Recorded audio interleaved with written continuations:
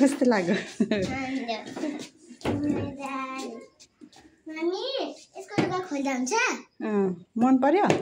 जुत्ता नि खोल्दा हुन्छ मम्मी? साडी हेरौ। वाह मेरो लागि। गाइस यहाँ बसेर मैले अनबक्सिङ गरेको ला।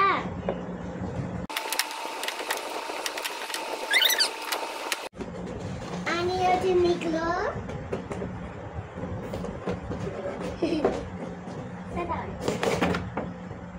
गाइस अनि यता चाहिँ यो छ अनि त्यो पनि निकाले मैले। अनि यो डल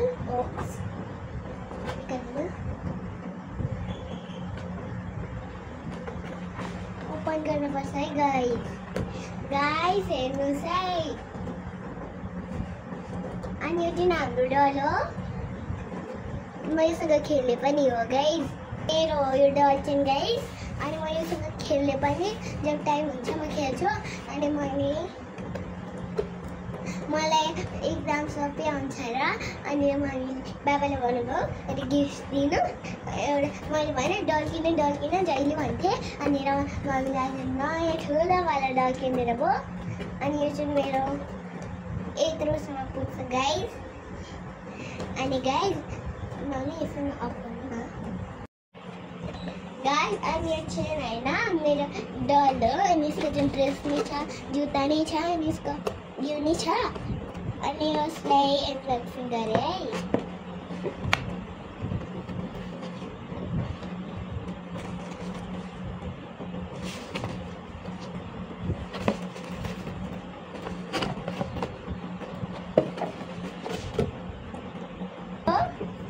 गाइस अनि यो चाहिँ निक्ल्यो। अनि यसको राख्ने ठाउँ यता छ। मलाई लाग्दैछ कि म योसँग खेलौँ। गाइस अनि यसको कपाल धेरै सफ्ट। अनि यसको कपाल धुन नि सक्छ अनि कपाल गर्न सक्छ। यसको यता रबल छ। अनि यति ब्युटिफुल देखेको।